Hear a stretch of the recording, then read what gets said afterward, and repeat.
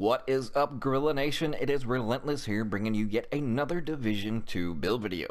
But if you happen to be new to the channel, or you're just enjoying the content, then please be sure to ground and pound that like and subscribe button. Also, reach up there, trigger the bell, and turn on post notifications, so that way you never miss a live stream or a video that is uploaded. A quick word before we hop into the gameplay, be sure to check out the links in the description below. We are celebrating our milestone of getting over 10k subs, and we are quickly almost at 11k, so thank you for all the love and support. But that official 10k shirt has been released as of today. There's a picture of it on the screen, as you can see here. And if you want to directly support the Gorilla Nation and become an official member of the Gorilla Militia, then check out the links in the description below. Not just t-shirts, but we have sweatshirts, hoodies, pullovers, socks, leggings, pillows, phone cases, you name it, it's on there. But anyways, let's hop into some gameplay and then we'll go over the build itself.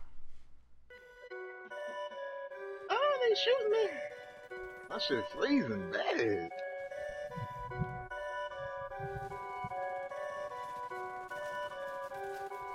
Perfect. Testify, my brother. Testify. Hallelujah. Hallelujah. Hallelujah. Testify. Testify. Testify. Testify. Hallelujah. Hallelujah. Hallelujah. This is the one I put out earlier.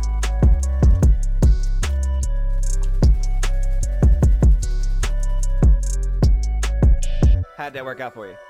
Hallelujah. Thank you, Orange Jesus.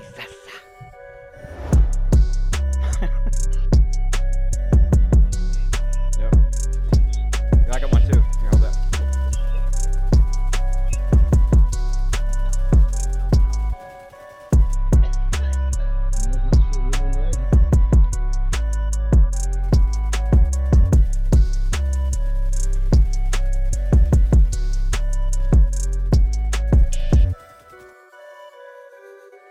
Yep.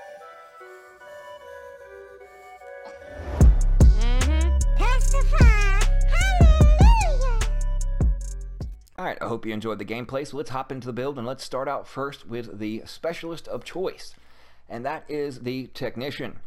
And the reasons are as followed. Of course, the given 15% increase light machine gun damage, but the main components are all these over here, starting out with this. Party members within 5 meters of your deployed and undisrupted skills are immune to shock and disruption. Equipping a skill grants 15% bonus armor. When a skill dies, recover 20% armor.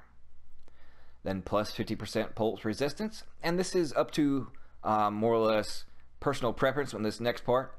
You can either choose plus 10% skill damage or plus 10% skill healing, depending on your personal preference. And since I'm utilizing Terminate, which gives me 35% skill damage for depleting someone's armor, then I can get that additional plus 10% skill damage by utilizing this overclocked CPU on the skill tree. Now, if you use the Artificer, then you can also send out micro electro boost drones that expand themselves to increase allied skills efficiency and refresh their duration.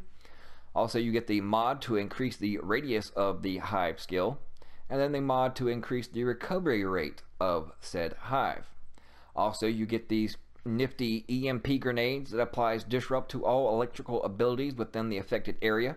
Noted that if someone has 100% hazard protection, then that is a disrupt. It falls underneath the category of a status effect, but that is not applied to their skills themselves. So if someone has a hive out, you can still use your EMP grenade to disrupt the skills, whichever it may be. Also, if they do not have the hazard protection, then they are disrupted as well. And then of course, the next is plus 50% skill power. So essentially, if you have a 200 or 2000 skill power, then essentially that will make you at 3000 skill power, as you'll see in the build. And of course, 20% damage to drones, skill proxies, and robotics. And then armor kit applies to all friendly skill proxies within 10 meters. And as I continue to level this up, I got the main components, but destroying hostile skill proxies, drones, and robotics adds 1 to the ammo bar of your group. And then that just increases the rocket launcher on your back. A lot of people in the DZ will probably want to level this up just as they go for the supply drops when running the Demolitionist, just so they can, you know, have ammo in the grenade launcher. It kind of meets the same as it does here. It's just, in my opinion, the grenade launcher is better than the rocket launcher. But let's hop into the build. So starting out first, you can use whatever weapons you so choose. As far as sidearm talent, I usually go with rooted, while equipped and in cover. All skill damage and healing is increased by 25% for 10 seconds. So if I'm in cover, I get another 25% skill damage on top of the 10% I already get on my skill tree. And then if I crack somebody's armor, I get another 35%. So it kind of got that synergy thing going on here. And since I'm utilizing Bloodsucker, when I also crack someone's armor to proc Terminate, I also get a bonus proc of additional armor. But let's not hop too far over ourselves, or I should say get ahead of ourselves. The Pestilence is at 29.4k, and the good thing about the Pestilence, as you see in that clip to where they were trying to get up their buddy, but then old Mr. Hive meets Mr. Pestilence, and then they just go poof, and a little poof, another little poof, and that was all she wrote. And that is because Plague of the Outcasts.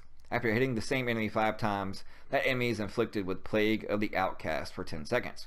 Whenever an enemy with Plague of the Outcast is killed, they leave a toxic cloud for 5 seconds. And that deals 1000% weapon damage per second to anyone inside and inflicts them with Pestilence. Now that is more or less the PvE version. I believe the PvP side of it, it's either 300 or 500%, but whichever it is, it's still really disgusting. And of course, this debuff reduces healing received by 50% for 10 seconds, so it cuts their healing in half. Whenever an enemy with the Pestilence would be downed, they are instead instantly killed. The debuff is removed if the enemy is repaired by full armor. But also a main component of the Pestilence, which makes it really, really good, since this is more or less the status effect meta, which is the Outcast Resilience. While holstered, gain 20% bonus armor for 5 seconds when you are affected by blind, bleed, or burning. So if you do not have 100% hazard protection, and it doesn't matter how strong their bleed is or how strong their burn or blind is, as soon as you're hit with that status effect, you get 20% bonus armor. And as you can see, I have 434k armor. So essentially, my bonus armor protects me, so I'm still at full armor in the long run, which really pays off and comes in handy. Now, as far as the secondary LMG, it's all up to personal preference to whether you want the MK46, like I have since I'm utilizing the Hive, because it has a Sadist on it. And actually, as you can see, my Pestilence is a little stronger, actually, than my MK46. But you can swap it out if you just want to go unhinged and get a constant, flat base damage for having unhinged, but you do lose some accuracy and weapon handling, so that's why I just went with the Sadist. And then of course, Allegro, 10% rate of fire, and then of course, in Rhythm. While equipped, enemy kills have a 5% chance to refresh. Active skill cooldowns can occur once every 60 seconds. And even though it says 5%, it occurs a lot more than what a measly 5% would actually see. But you can go with the M60, you can even go with the Stoner if you want. I've even played around with an actual RPK, and I'm having fun with the RPK. So usually, just like in some of the gameplay, you actually see me with the RPK. So it is a load of fun, but it is personal preference as far as what LMGs you want to use. But I do definitely recommend the Pestilence. Even if you only use it as a holster talent, which is, I mean, it's one of the top tier LMGs now, so I definitely would suggest go with the Pestilence. But let's hop into the build itself. Now this is where there is that another fork in the road. I do have Perfect Terminate with 11% LMG damage and then 5571 health. As you can see, my armor does go up 3k and then my health goes up 6k. But the only difference between Perfect Terminate and regular Terminate is 5% skill damage. So Perfect gives you 40, regular gives you 35. But the difference is between these two pair of gloves, One Piece Alps gives me 20% skill haze, which is, since I already have a Petrov piece on, that's only going to give me 15% turret skill power. So if I'm not using a turret, then there's no point. So that is why I opted in for the Alps, because along with that 20% skill haste, I also get an offensive mod slot. In this particular offensive mod slot, I get an additional 5.5% weapon damage. So it's like trading off 5% skill damage for 5% weapon damage, but since I do have to deplete an enemy's armor in order to proc Terminate, I figured it was more beneficial for that extra little bit of damage so I can, deplete an enemy's armor faster than just to get, in that additional 5% skill damage in the long run. So now on to that one piece of Petrov that gives me 10% LMG damage. And that is because it has 547 skill power and of course insulated. I get 30% hazard protection from insulated, and since I have 2 Hilligard on, 2 Hilligard gives me not only the 5% extra armor, but 20% hazard protection for a total of 50%. Now I wish I had at least 20k health on this build, so that way I would be close, or if not a little bit over, counting my percentages up to around 80k health, and that would be definitely more solid, but as you can see in the gameplay, it works out really well as is. But any kind of tweaks that you can better it, and of course if you have better pieces and your stacks will reflect that, and also tweak it as you see fit to your playstyle. This is just according to my potato aim and my mediocre PvP skills. Now on to the chest piece. Now I opted in because I'm just mediocre in PvP for having a little bit more tankiness versus the extra additional weapon damage. And reason why I say that is because this piece has 20.5% total armor, 5% weapon damage, and 20,384 health.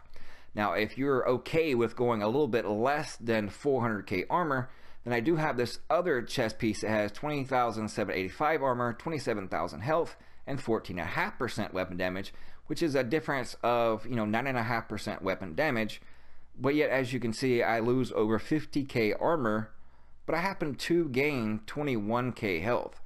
So it just depends on what your personal preference is and what you can actually live with according to your playstyle. But in the mod slots, I have one utility mod that gives me 136 skill power and 85 normal skill power to both my skills, and then 2 defensive mod slots with 6,056 armor, 2806 health, and 2.5% total armor. And of course in the second one, 5991 armor, 3% total armor, and then 2149 health.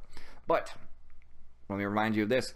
If you do come in contact in the DZ with those that are running like a lot of Seekers, then there are good armor mods in the base of operation clan vendor right now that do have 8% explosive resistance. So you can go pick them up, so that way you just have them on you, so that way if you do run into them, you can just slap on 2, and just 16%, well heck, just 10% will actually go a long way, and you'll actually be amazed that just 10% explosive resistance will actually help you either survive, live, or just take a dirt nap. But moving on to the backpack. This particular backpack, 18.5% total armor, 3,022 health, and 10.5% weapon damage. I'm not using on the ropes because that it requires 7 utilities. I do not have spark because as you can see, spark requires 9 offensive and I have 7. So there's not too many other replacements that I could put here. Yes, I could probably go with the likes of efficient. Efficient just more or less gives you the opportunity and the chance to possibly, only have 50% chance to consume the armor kit once you use it, which essentially, can double your amount of armor kits, and if you look at it that point of view. But, it does have a good total armor value on it, and I was able to put 10.5% weapon damage on it. I just wish that health was instead of the actual number value of armor, because then just that alone, with all these other percentages of armor values that I have on, I think I have a total of like 50 or 60 total armor percentages. Just having 10 to 20,000 armor here would actually put me around 500k, which would really be nice. But it has a utility in a defensive mod slot. In the defensive mod slot, 7285 armor, 2842 health, and then 1.5% total armor, and then I get 109 skill power, and then another 170 hive skill power. But if you do not want to use the hive, you can use a seeker mine or cluster, things of that nature, because that'll also work well with Terminate. So if you do not want to use a hive because you run into those that do have like 100% hazard protection and status effects do not work on them, then just stick on a seeker, because they may have hazard protection on, but if they don't have explosive resistance on, then you're going to do just as much damage to them as if they didn't have hazard protection on and you just put them on bleed instead. But now moving on to the other two pieces. Two pieces of True Patriot gives you 10% total armor. And the reason I went this route instead of the more traditional is because I didn't want to have 4 Heliguard in here, but you could do that. The Heliguard has the same amount of mod slots by way of offensive as Heliguard does, but the knee pads on True Patriot has 1 offensive and 1 defensive, versus the Heliguard will have just 2 defensive. But back to the holster. 696 skill power, and then 20,570 health. And then we have 2 offensive mod slots combined of giving me another 10% total LMG damage. In the second one, these are still the stupid legacy knee pads. The RNG gods will not drop me any more True Patriot knee pads. It won't let me put a percentage of value of armor on them. And the highest amount of number-based armor that I've come across is 12,801. But I do have another 5% LMG damage by way of an offensive mod slot, and then of course a defensive mod with 6337 armor, 2.5% total armor, and then 3% explosive resistance. But you know, if you want to go with a perfect Terminate and go with like a Hollow Man mask, or even switch out these depending on, you know, what values you have, then it's whatever your personal preference. Tweak it to your particular playstyle. And just like I said, this is to my mediocre PvP playstyle, and it works out really well for me. So I'm sure the way it is, even though there's tons of ways it can be better, you know, it's all, you know, opinion based. But I look at it this way. There's some people out there that can take a shit sandwich and make it look good. But just because they make a shit sandwich look good doesn't mean it tastes good. And what I mean by that, like, some can throw together some crappy builds, go out there and just show them killing 1 or 2 people from mid-range or not taking any damage whatsoever, or make it, you know, appear like they're doing something, but then you see all the bullets from their teammates behind them. But since they can make it look good, then everybody eats it up, pretty much eats it up, that shit sandwich, thinking it's actually good, and then they go out and try it for themselves and get a bad taste in their mouth. So I know with my mediocre, horrible PvP skills, if I can get builds to work for me in the DZ, then I'm basically 100% positive that you can get them work for you. But I hope it's been informative. I hope you see something different besides the same old berserk clutch builds. You know, let's bring some more LMGs back into the mix. And that's why I just figured I'd go out there in the DZ with the old faithful, the pestification build. And let's get some testimonies by these other players. But I hope you enjoyed the gameplay. I hope you enjoyed the build. Appreciate all the love and support. We'll see you guys fudging later.